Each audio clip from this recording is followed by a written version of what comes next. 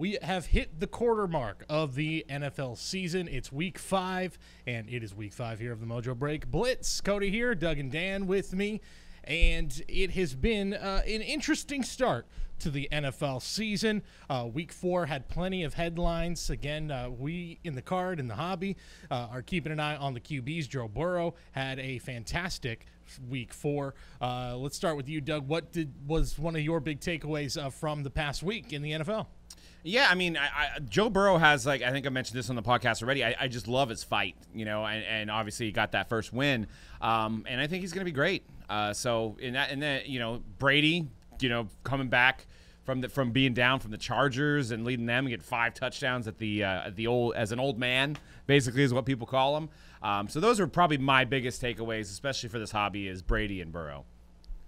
Yeah, one of my biggest takeaway was how exciting the Browns-Cowboys game was. Yeah. Back and forth, shootout, Baker, Dak. I mean, as far as the hobby goes, Dak, 2016 rookie class. I always get it mixed up with 15, but 16. And then Baker, 2018. Baker looks good. The Browns might be the real deal. Defense needs a little work, but also the Cowboys offense is phenomenal. But that was my one big takeaway, you know, is how exciting that game was. Love the shootouts. Dak's Prism cards are insane right now, and they're 1-3. I mean, I know he's thrown for almost 1,000 yards, but he's not winning games. But 8-8 might win that division. Yep. And all you got to do is get to the dance. They win that division, and anything can happen. The NFC East right now, combined record of 3-12-1.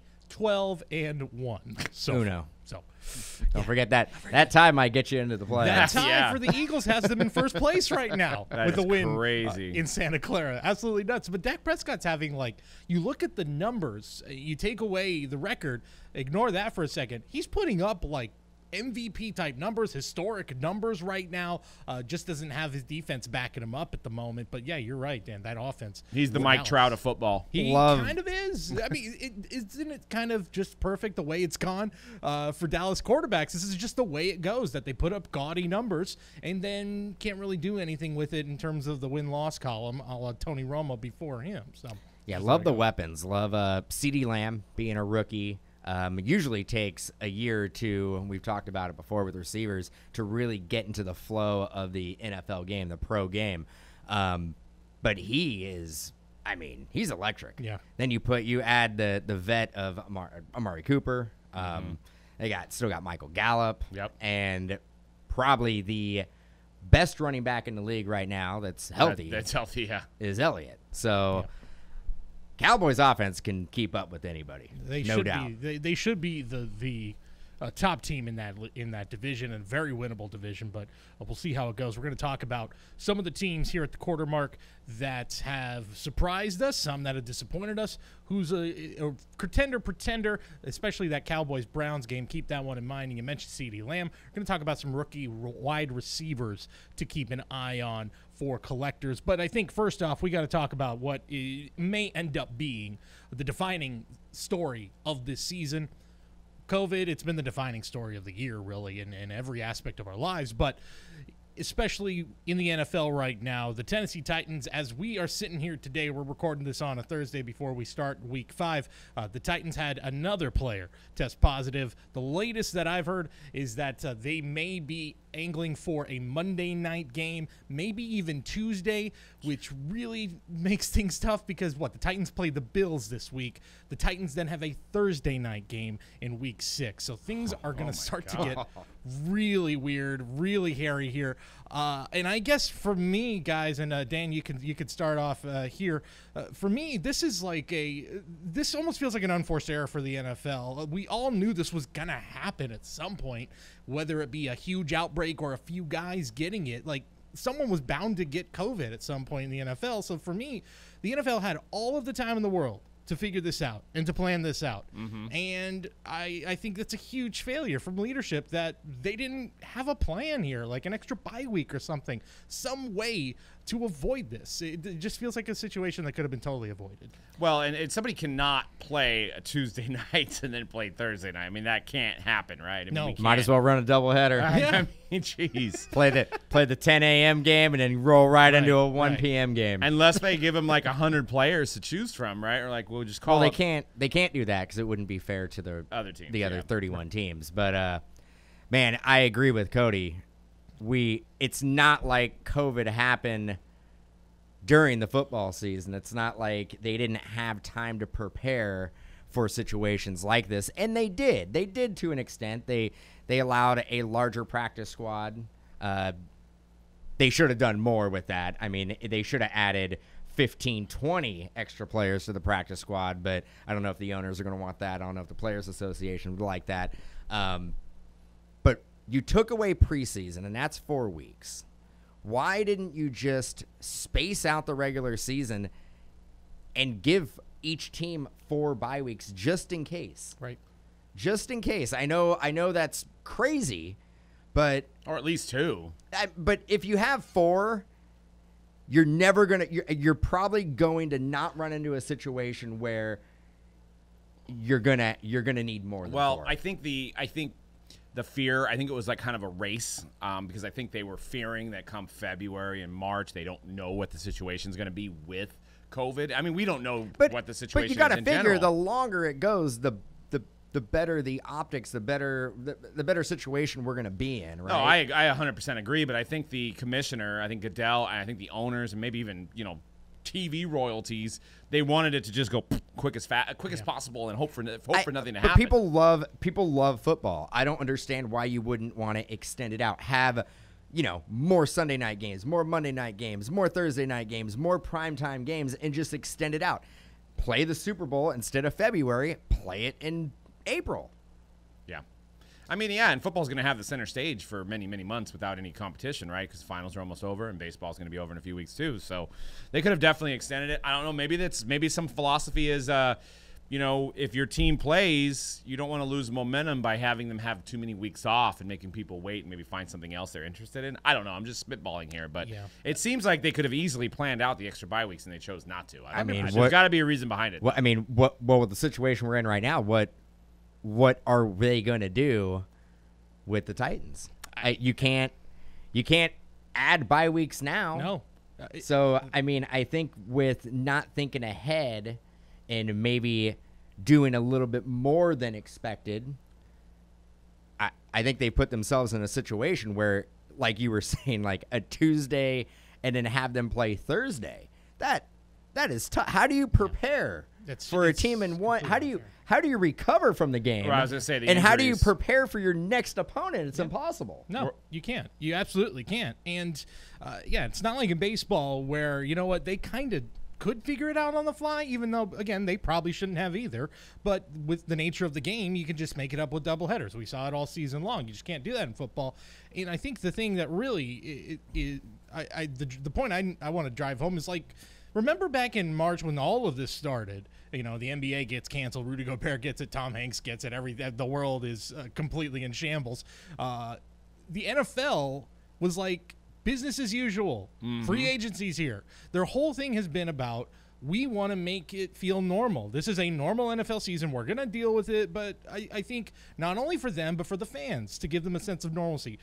Personally, it feels good on Sunday to watch the NFL and watch a full slate of games, because in a year that has not felt normal, that feels normal. So I think they wanted to do that for fans and obviously for the owners, and to make sure they get as much money as possible. That's clear. But I think there was a little bit to be like, the fans wanted to feel normal. But man, in a way, it's not like they were bragging about like, oh, we're fine and everybody else is in shambles. But in a way, the NFL kind of going about business as usual was them just being like, don't worry, we're invincible. We're the NFL. We're going to deal with this. And it's totally bitten them in the butt. I have a question. Is there going to be a Pro Bowl this year? No way. Can't be. I was going to say.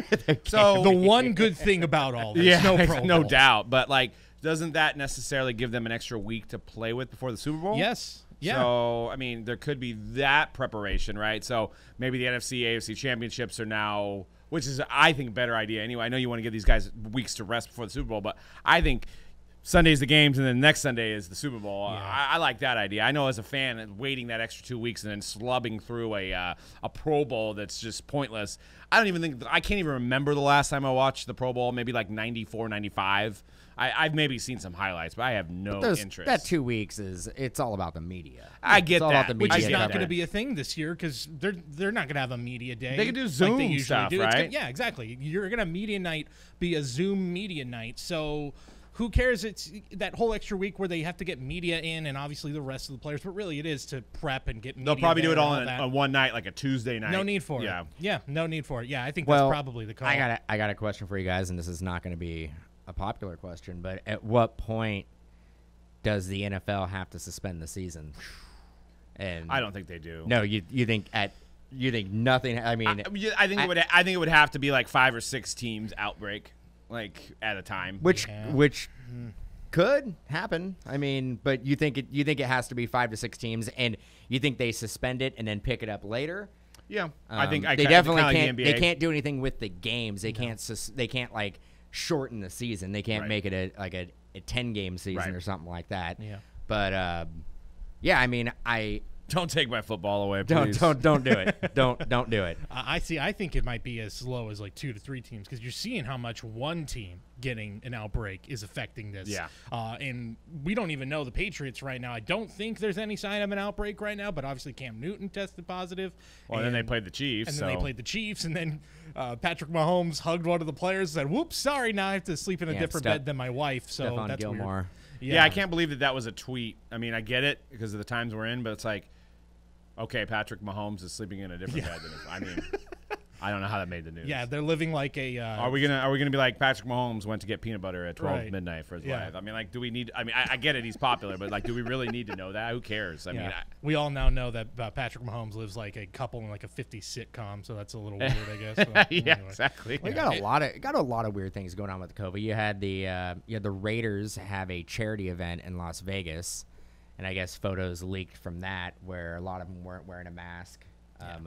So they basically got a little slap on the wrist. And you know, it's something we saw in the beginning of the baseball season too. Like, just think of it like these are guys who are mostly in the early to mid to late 20s ish. You know, on average is for these teams. Much like in baseball, like you saw the Marlins. Like, how did that outbreak start? Oh, they all just were hanging out at a hotel bar because they're all a bunch of guys who are in their 20s. They just want to hang out, and they don't think that this is going to affect them like it's going to affect everybody else. So I think it's just the same mentality. Or they're just not even thinking. Yeah, I mean, they don't you've even also think heard about players be like, "Hey, whatever, I'm just going to treat it like an injury," you know. And then when half your team gets it, it's like, "Oh crap, now everybody's injured." It's a little different than a normal injury. But yeah, you're right, and they're just not thinking about it. You saw the Titans this week. Apparently, some of the players who, as far as we know right now, have not been affected by COVID, had a practice that was not sanctioned, and the NFL apparently other owners and teams are saying you got to punish them. Use an iron fist of the NFL to really punish these. They're guys. talking about punishing with draft picks, which can be huge, and it's actually staff that's on the sideline. So NFL's already come out and they've fined and they've warned a lot of coaches and staff on the sideline to wear a mask properly. Yeah, I know Shanahan's gotten fined. And yeah, Gruden that first week. Yeah, I think now they're kind of dangling that draft pick above them now, saying if you don't basically go with protocols, you're just going to start losing draft. Yeah.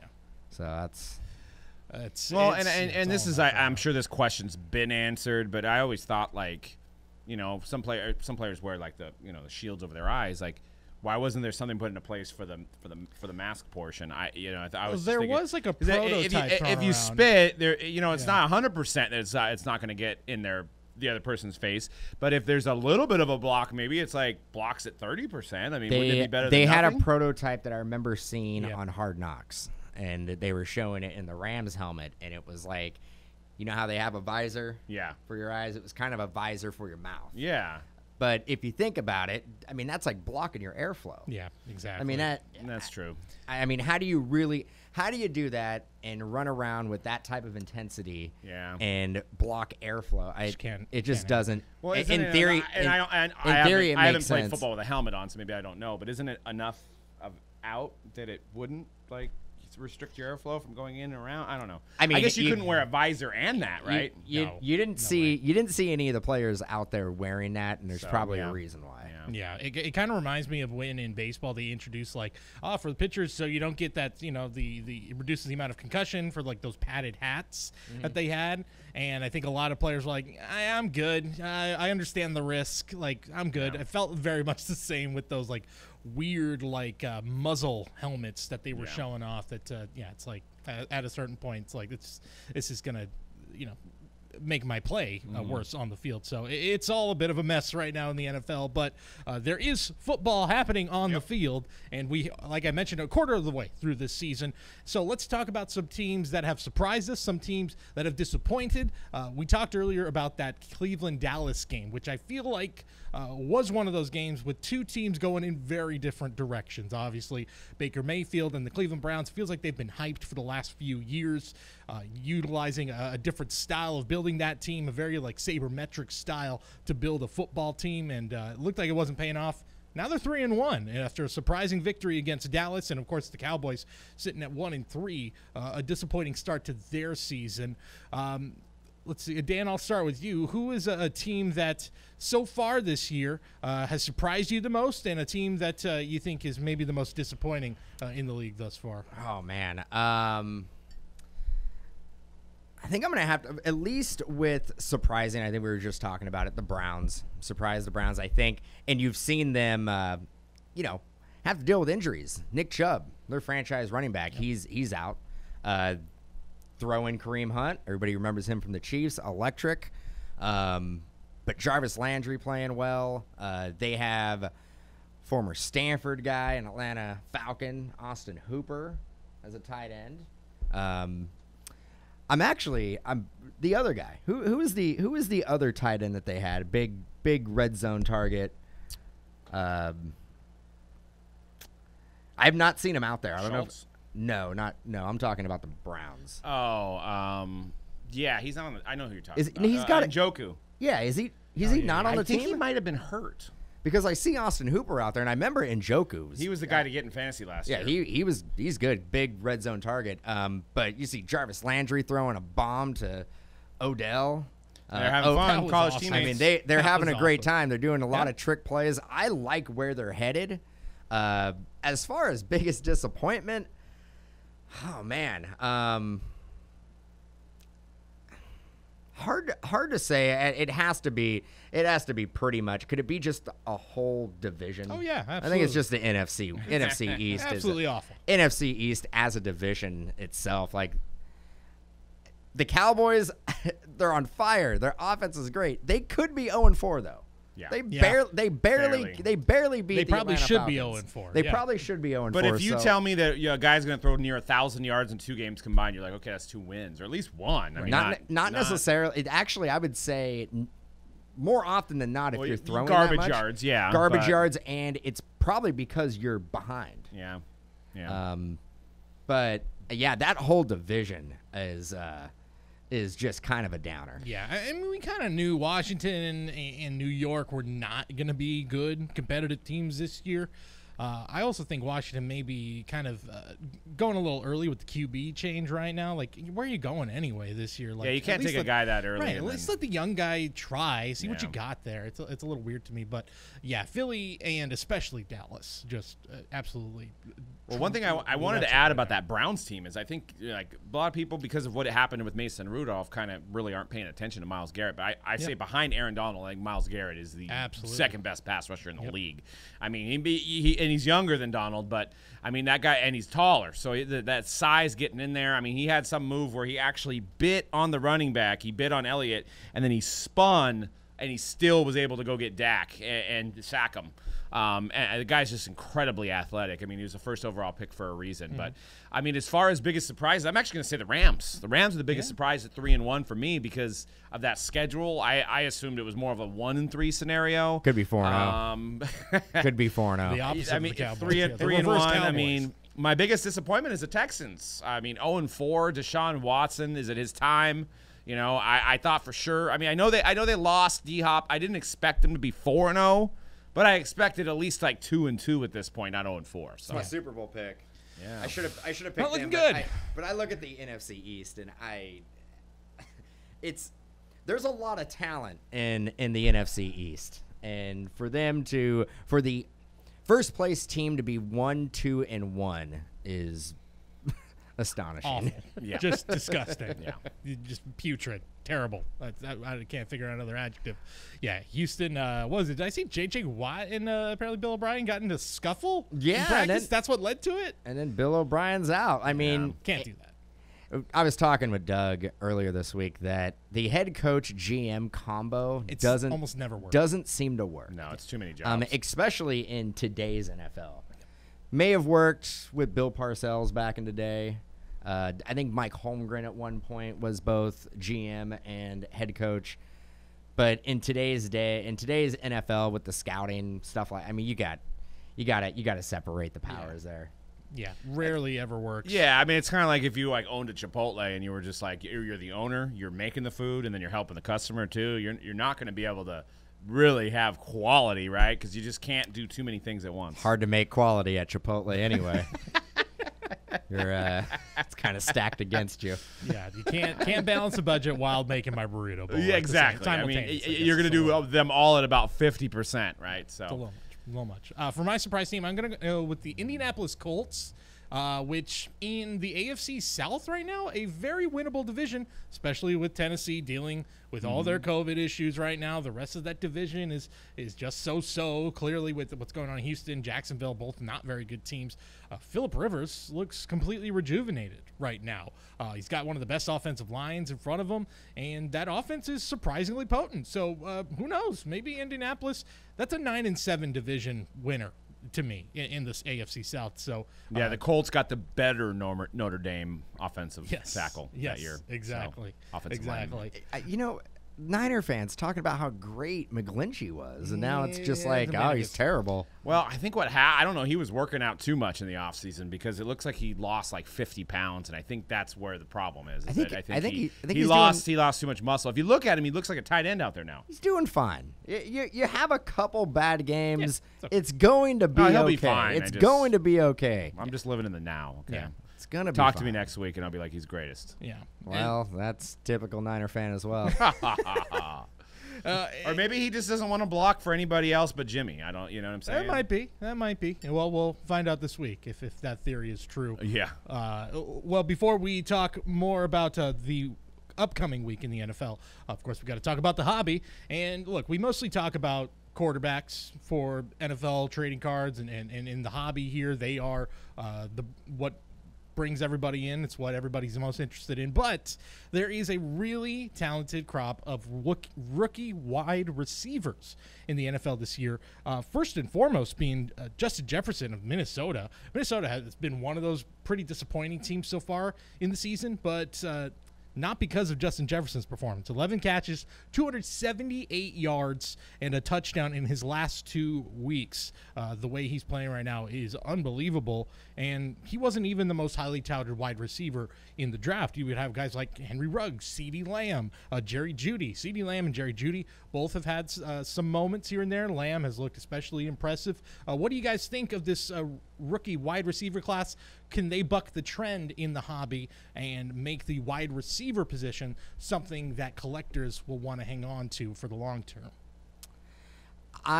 Justin Jefferson, I think what it could be if he had Sean Mannion throwing the ball to him. What if? What if? I mean, breaking records. 400 yards. You've always got 500 Madden. yards. You can try and play that out just over there. Sitting there, see him holding the clipboard, and I'm like, man, you're letting all that talent go to waste on the sideline. He may be starting sooner than later in reality. I don't know.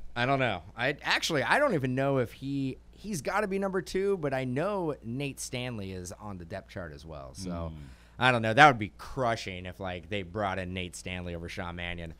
But one of our customers did send an email saying he might be the next Tom Brady, Nate Stanley. So that's true. That's true. Maybe that's why. That's true. But Justin Nate Jefferson, Stanley. Brandon Ayuk. Hate to talk about a Niner. Yeah. But another guy. I know. I was going to bring that up too. So I'm glad you did. He hurdled over that guy. Wow. That was pretty amazing. You see that a lot with like more with running backs than you do with receivers. It was crazy to see. He cleared them by like a foot. It was insane. But somebody you should probably look out for. The Niners need to figure out how to get their receivers the ball. You can't just throw the ball to Kittle every single down. I think Kittle had like 15 receptions on like Monday night or something crazy, or Sunday night. Crazy. It's literally like you're playing Madden and you're just looking for one. Yeah, every time. I mean that's actually how I play Madden. I have one too. play that I know that works, and whoever that receiver is or that Always. tight end, Yep. that's who I'm going to. So that's pretty much how I roll with Madden. But Brandon Ayuk, the guy's explosive, and he's actually a little bit bigger than I thought he was a small guy, but he's not. Yeah, I think he's 6'1", but he has a really long wingspan, which is kind of incredible. And he did have a rushing touchdown the week before, which I think that was his first game in. So I believe he's played 2 games. He's got 2 touchdowns now. So Yeah. It's something to consider. And I think he's being overshadowed by these other 3 guys.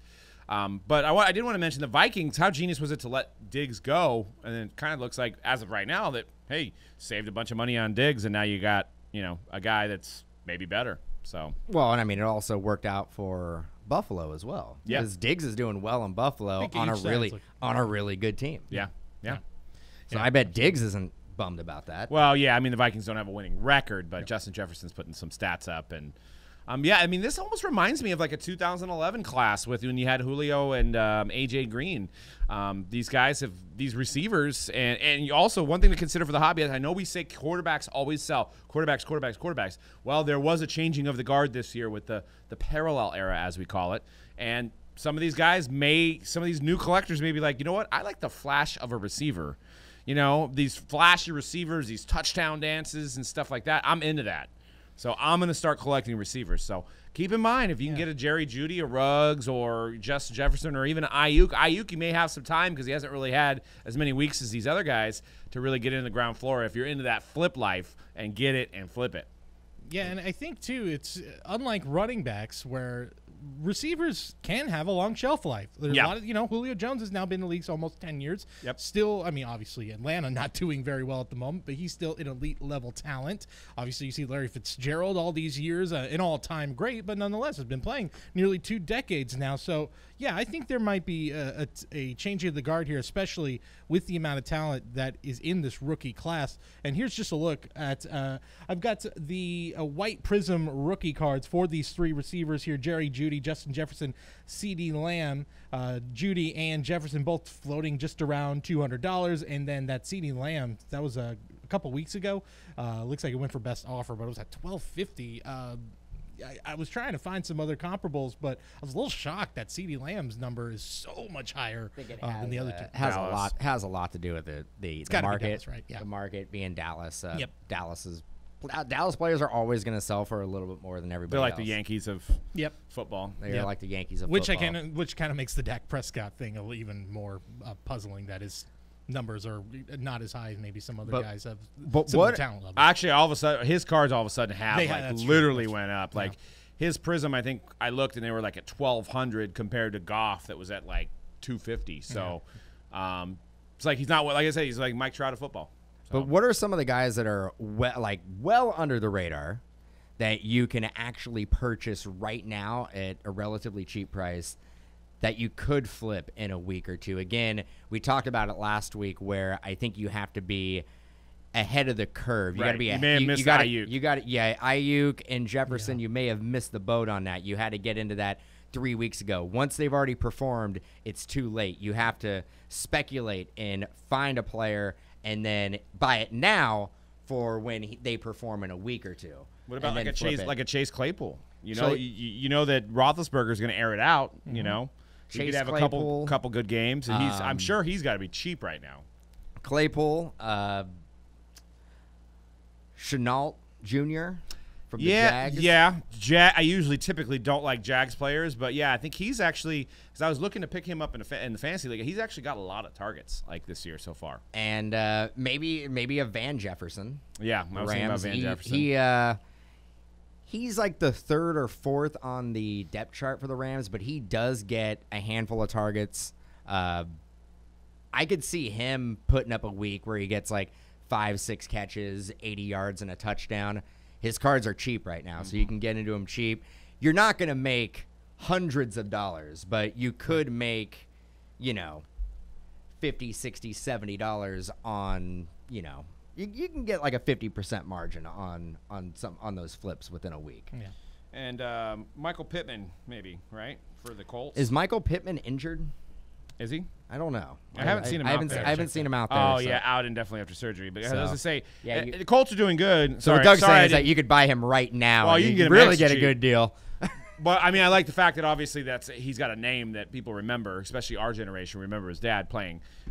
So, I mean, it might be a situation where you can pick him up ultra cheap now because he's injured and maybe wait until next year. Yeah, still a lot of options for this really talented class for wide receivers. All right, let's do it. Let's make some picks. It's week 5. A surprisingly good Thursday night game. If you're watching this on Friday, the Thursday night game, maybe it ends up being a stinker because that's always how it turns out for Thursday night, doesn't it? We always hype it up, and then it's like 45-3. Yeah. So we'll see. But it is Tampa and Chicago this week, so great way to start things off. I'm just going to start off and say I'm feeling pretty good right now about those picks. I don't know if you guys took a recent look at the standings right now, but we've got a tie at the top. Yeah. Are we still playing it? I got cute last week. I got cute. Yeah, it's time to get serious now. I need to take a step back. I sat there and thought about it right after Sunday. I'm like, I need to get it together. I can't be making these picks. You need to get it together. Yeah, well, you're mathematically eliminated. No, you're just here hanging out now. But I mean, I think Cody, you went 2-0, right? I went 2-0. You almost got the trap game against the Rams. It was close. Almost did. I started 0-2 this season. Have gone 6-0 since. So, oh man, that's right. Yeah. How do I do it? How do you do it? I mean, I understand. I think I'm 2-6, by the way. I understand how. I know 3-5, like. Doug, as I believe. I'm on 3-5. Okay, all right. Yeah. So. I know what it's like to just rip off 6 wins in a row. Cody knows what it's like just to rip off 6 wins in a row. It's my time now. Right. What's up, Doug? You know how to. Well, because of that, 3 games below 500? I am going with the stone cold locks this week. I am not messing around. I am not taking flyers. I am not trying to beat my chest and be like, I picked this. You may comment below and be like, wow, anybody could have picked those games as winners. Well, I got to get back in the win column, so that's what I'm doing. So I'm going Ravens at home over the Bengals. Yeah, no duh, right? Seahawks over Vikings at home. Yeah, no doubt. Trap game.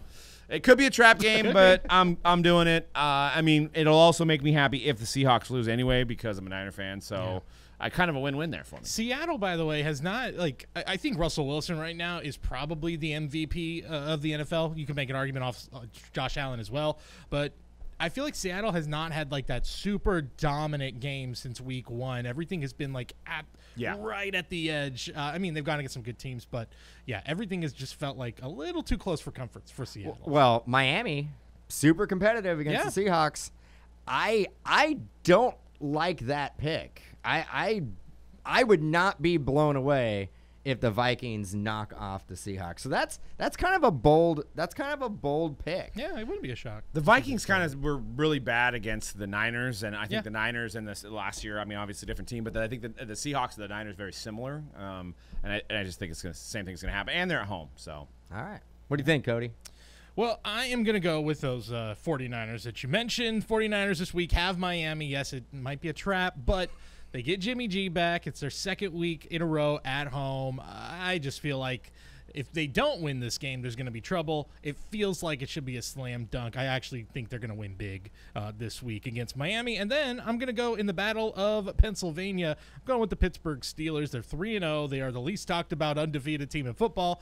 Partly because they didn't play last week with all the COVID stuff against Tennessee, but with a week of rest and against a Philadelphia team that, frankly, even in a win, didn't look all that great last week. I think Pittsburgh here could make a big statement, go 4-0, get a big win against the Eagles. And that right there, great minds think alike. Oh, you just copied him, huh? No, I didn't. I haven't. No, I had it written down, and that's why we are both 6-2. That's right. We understand. We just do the work. We put in the work. It's conspiracy to beat me. I also am going for the Steelers. They're a great team. They are a well-balanced team. Defense is looking pretty good. Philly, I think they lucked out going into Santa Clara and beating the Niners. Steelers are a better team. Yeah. Steelers are a better team. So I'm also going Steelers. So I didn't steal your pick, but I agree with that. And I'm going Thursday night. I'm going Tom Brady, the Tampa Bay Buccaneers. Mr. 5 touchdowns last week, even though it's on a short week and it is Thursday. I probably would say never bet on Thursdays, but I'm doing it. I'm actually doubling down on this one. I have a 2-part parlay on that, taking the Buccaneers money line with the over, which I think is like 45. Yeah, Thursday night games are usually low scoring. I know, but 5 touchdowns. 5 touchdowns. I think the Bears need to start Trubisky for a quarter, get down, and then bring in Foles, and then the Bears will win. Well, but I think Foles starts, and then this is not going to win. You look at, and I'm also doing a FanDuel tonight.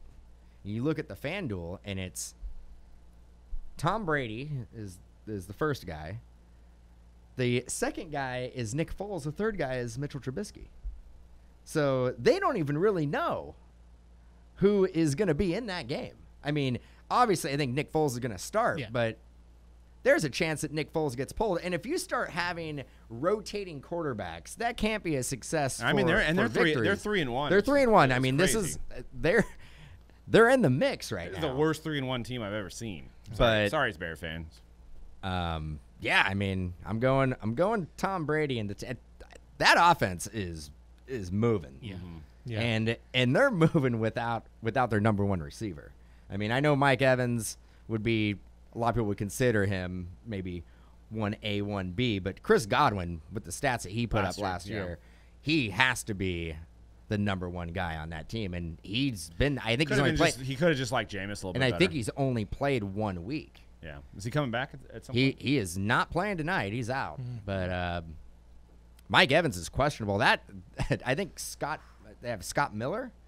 Yes, he's actually been highly targeted. He's also questionable tonight. They have a lot of receivers and a lot of offensive weapons that are questionable tonight. But I'm still rocking with the Buccaneers. Yeah. I don't think I'll ever have it in me to bet against Nick Foles going up against Tom Brady ever again. What now you might pull out, they call it the Chi-Town special now, maybe tonight. We'll see. I don't know. It's could be interesting. Crazy.